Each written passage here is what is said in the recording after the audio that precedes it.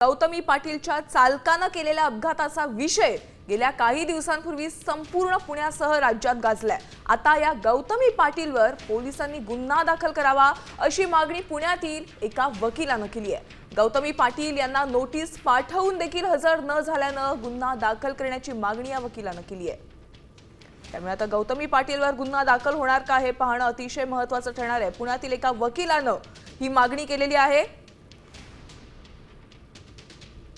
सरकारी कामात अडथळा आणल्याप्रकरणी गुन्हा दाखल करण्याची मागणी पुण्यातील वकील वाजिद खान बीडकर यांनी केलेली आहे।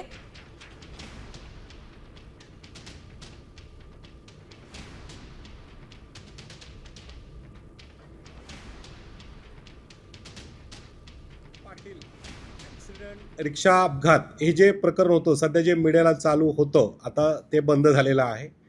हे जे प्रकरण होतं, या प्रकरणामध्ये ती वाहनात होती नव्हती हा आमचा विषय नाही आहे, परंतु त्या प्रकरणानंतर पोलिसांनी जी नोटीस दिली त्या नोटीसनंतर गौतमी पाटील आत्तापर्यंत पोलीस स्टेशनला हजर का नाही झाली?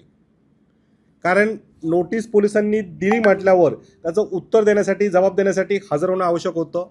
दुसरं, ते जे काही कुटुंब आहे त्यांच्या घरी मानलेला भाऊ पाठवला, आर्थिक मदत पाठवली, हे झालं 353 म्हणजे शासकीय कामात अडथळा। FIR दाखल असताना, पोलिसांनी नोटीस दिलेल्या असताना अशा प्रकारचे हे पुरावे मोडण्याचा प्रयत्न कसं करू शकतात?